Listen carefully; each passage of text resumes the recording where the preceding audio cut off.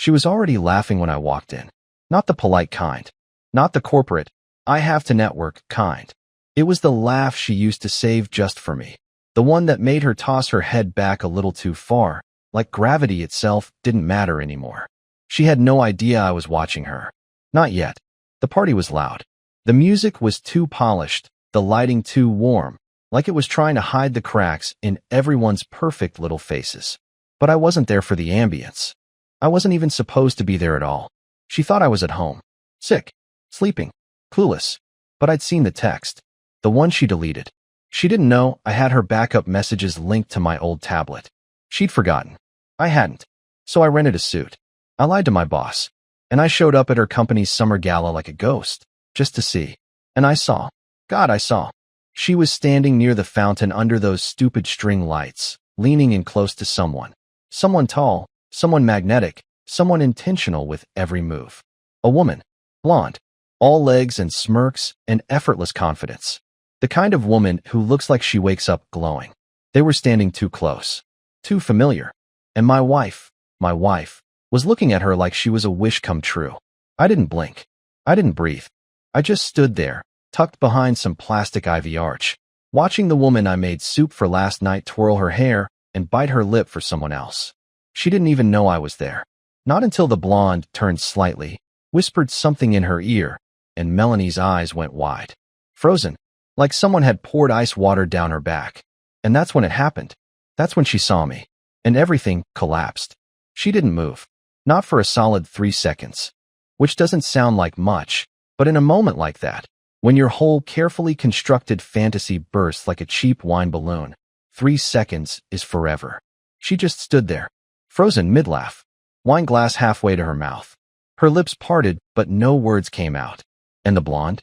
She didn't even notice the shift at first. She kept talking, something animated, flirtatious. Her fingers lightly grazing Melanie's wrist like they'd done it 100 times before. But I saw the tremble.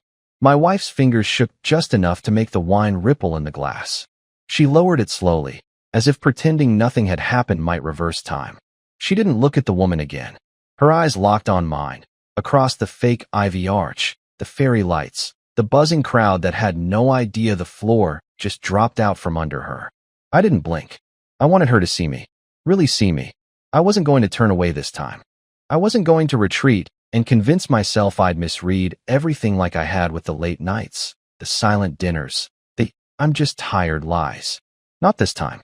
The blonde finally noticed. She followed Melanie's gaze, then turned to look over her shoulder at me. Her expression didn't falter, but something in her eyes registered. Recognition.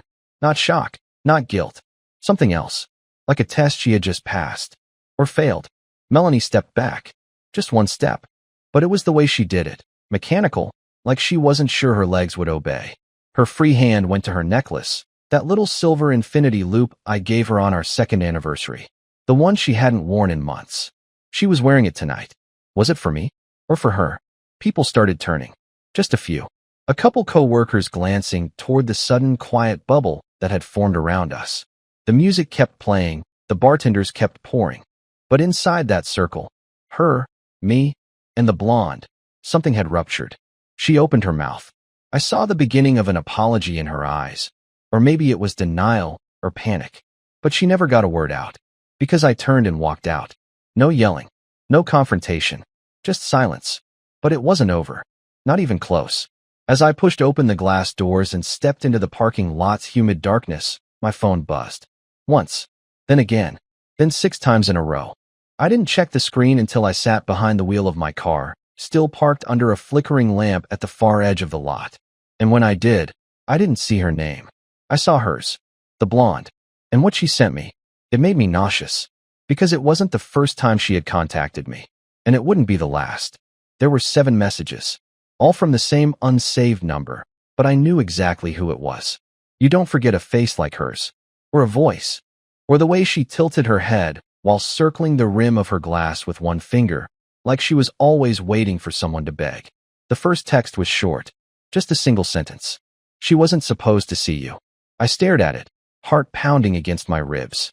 Not because of what it said, but because of what it meant. This wasn't some spontaneous mistake. This was something planned, coordinated, hidden. Carefully, deliberately, kept from me. The second message was worse. I told her you'd be too afraid to show up. I blinked. It felt like someone had just whispered in my ear from behind me, but the car was empty. Just me and the glow of the dashboard light, and the muffled music bleeding out from the hotel. Third message. You surprised us both. And then the photos started. Not explicit, but intimate. A series of them. A drink on a rooftop bar. My wife's hand across the table, the green polish on her nails unmistakable. A close-up of 2 wine glasses clinking, her reflection visible in the glass. A blurred shot of Melanie walking down a hotel hallway, her back turned, but her figure unmistakable. The same green dress. The same night. Not the night of the party. Another night. Earlier. My fingers went numb. I scrolled back up. Read the first message again. Then again. As if the words would rearrange themselves into something more harmless. They didn't. The fifth message dropped like a guillotine. She always said you'd never leave. That you'd just sulk and swallow it. And here I was. Sitting in my car. In the parking lot. Sulking. Swallowing it. Like she said I would. I nearly threw the phone out the window. Nearly screamed. But something in me shut down instead. Like a circuit breaker flipping during a storm. I just stared through the windshield as a couple in cocktail attire walked past.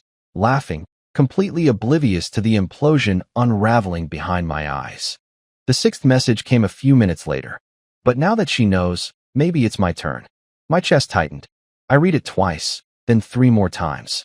What the hell did that mean? And the final message? A location pin. Downtown. 20 minutes from where I sat. A bar I didn't recognize. Sent with no caption. No emoji. Just that tiny red marker glowing against a map of the city like a bloodstain. I didn't move. I didn't know whether I was being invited to some sort of explanation or ambush. But one thing was certain. This wasn't just about infidelity anymore. This felt layered. Controlled. Like I'd been cast in a play I didn't even know I was auditioning for. And worst of all, some part of me still wanted to go. Not for answers. Not even for revenge. But because I needed to know who my wife really was when I wasn't looking. And I had a feeling that whatever I'd find at that pin on the map would bury the version of her I'd been clinging to for years. Forever. I told myself I wasn't going. I even started the car and pulled halfway out of the space before slamming it back into park, so hard the gear stick groaned. My knuckles were white against the steering wheel, like I could squeeze the confusion out of my own hands if I held tight enough. I wasn't the type of man who chased shadows across the city. I wasn't the kind of person who followed cryptic texts from women who whispered poison through pixelated screens. And I definitely wasn't the kind of husband who needed to see more proof. I already had enough, right? But 20 minutes later, I was staring at the glowing red neon sign that said Wilds. A quiet bar tucked between a boarded-up tailor shop and a vape store still pretending it was 2014. I'd never been here before, and yet, it didn't feel unfamiliar. It felt placed, like a scene built for me in advance.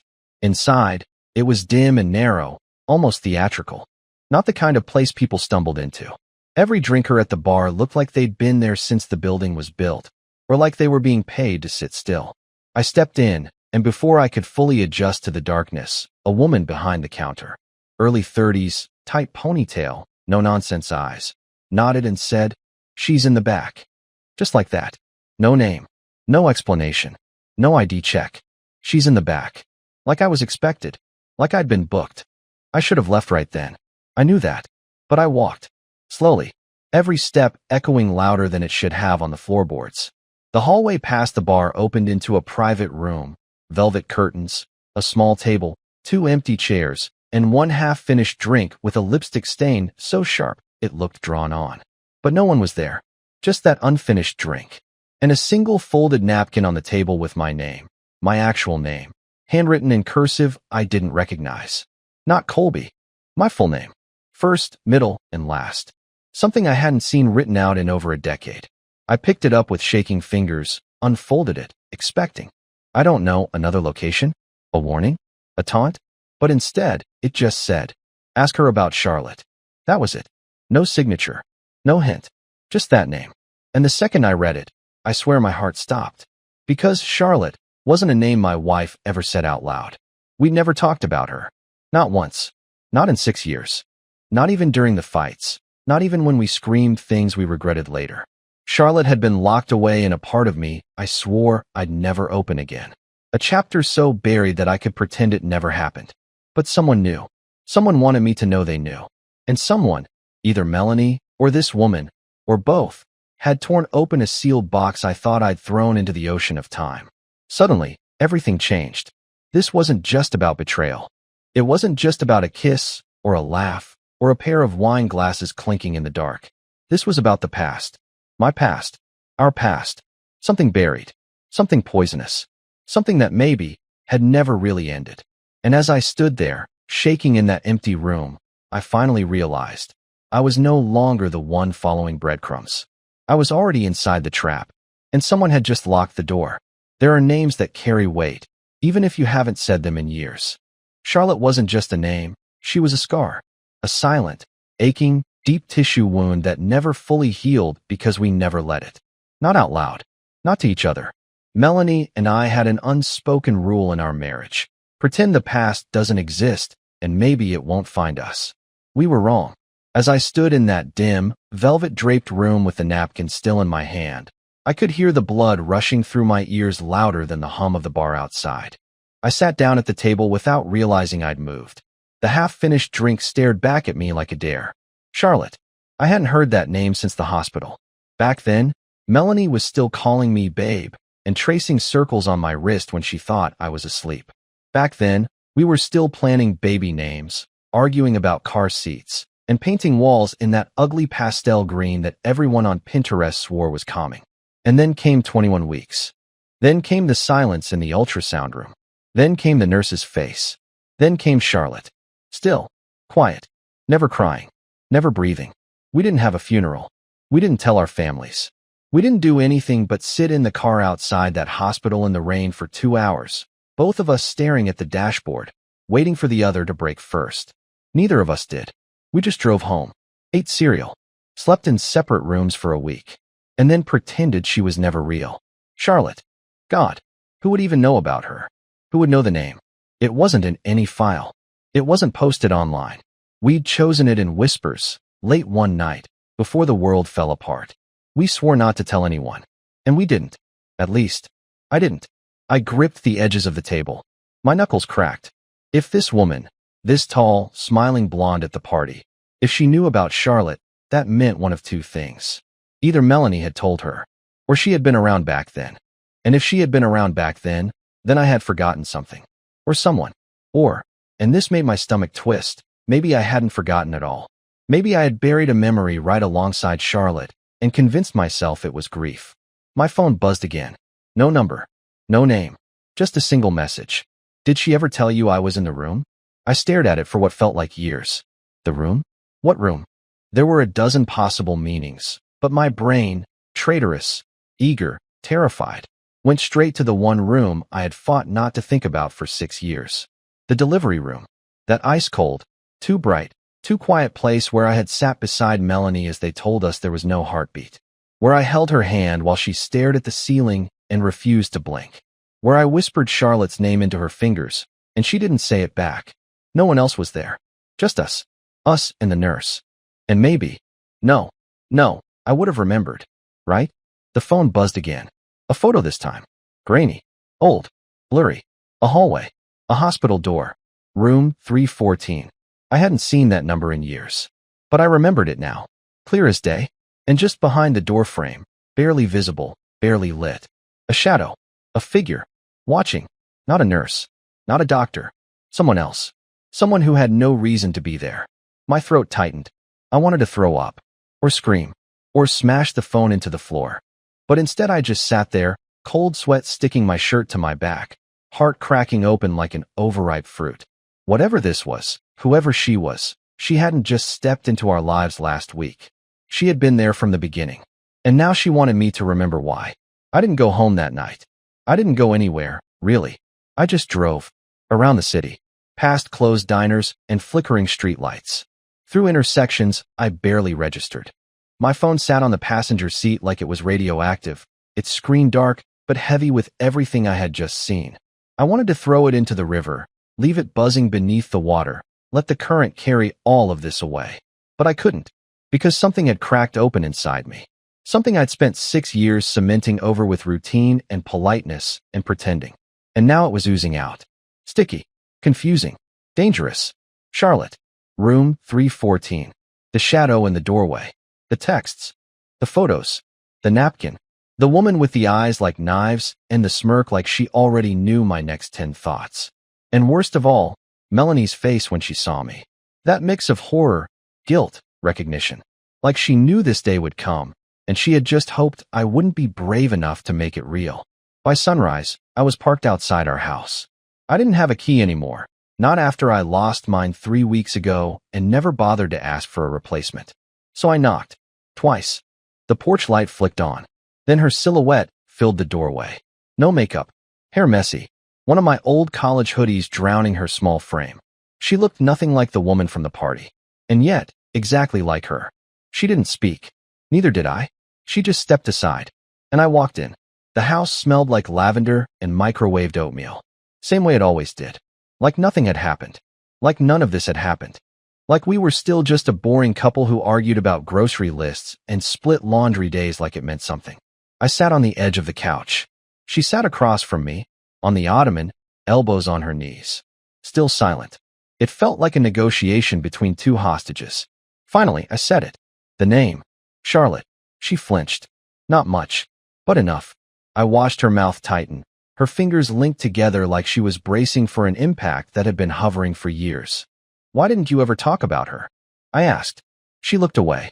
I couldn't or wouldn't. Does it matter? She whispered. It did. It mattered more than anything. But before I could push, she looked at me. Really looked. And for the first time since all this started, her expression wasn't defensive or angry or ashamed. It was terrified. You're not safe, Colby. The words didn't register at first. Not the way they should have. Not with the weight they carried. I frowned. What? She leaned forward, voice trembling. You think this is about me cheating on you? About some flirty conversation at a party?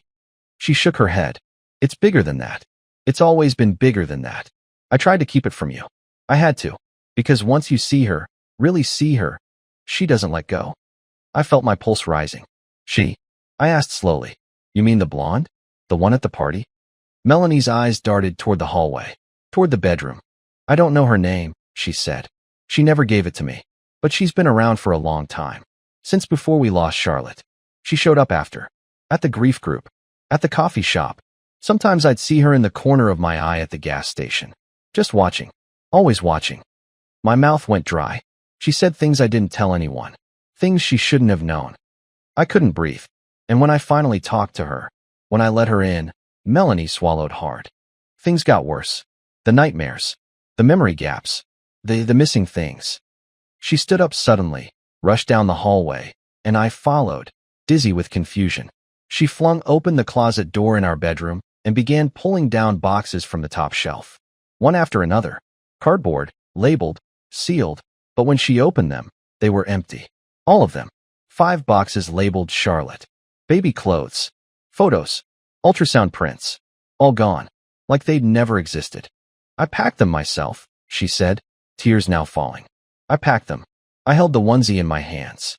I taped the boxes shut. I labeled them. They were here. For years. I touched one of the boxes. Still warm. Still real. Still empty. You think I'm crazy, she whispered. I didn't answer.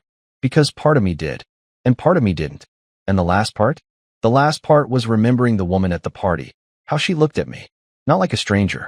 But like someone I'd already met. And forgotten. After Melanie collapsed into bed from exhaustion.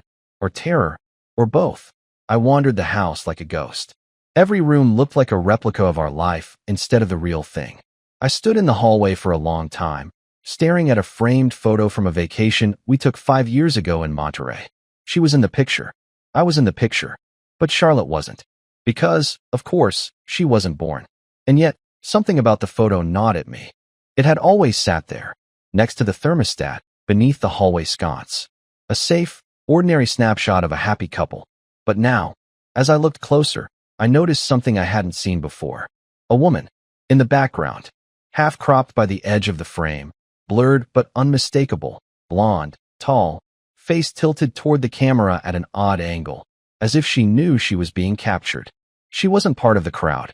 She wasn't walking past. She was just standing there, looking at us, right at us. The hairs on my arms stood up. I took the frame off the wall, brought it into the kitchen, and scanned it under the hanging pendant light. Zooming in with my phone camera only made it worse. Her expression was almost playful, a smirk that didn't reach her eyes. And the strangest part? She was holding something. A folded piece of paper. No, not paper. A napkin. A white napkin. I put the frame down like it had burned me. Same woman. Same napkin. 5 years ago. No way to explain it. I didn't sleep that night. Not even for a second. I stayed in the kitchen with every light on, scrolling through every single digital photo from the last decade. Anniversary dinners. Friends' weddings.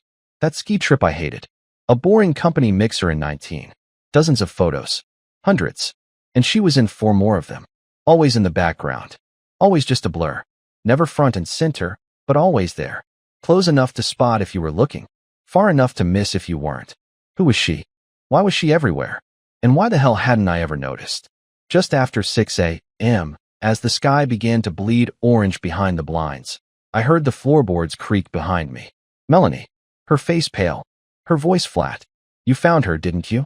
I didn't answer. She nodded like she already knew. I think she's in my head, Melanie whispered. I think she's been in yours too. I felt a cold ripple down my spine. My throat was too dry to speak. I tried therapy, she continued. Journaling. Hypnotherapy. Nothing stuck. I kept losing time. Losing things. Like the boxes. Like hours. Whole days, sometimes. And I thought maybe it was grief. Maybe I was broken.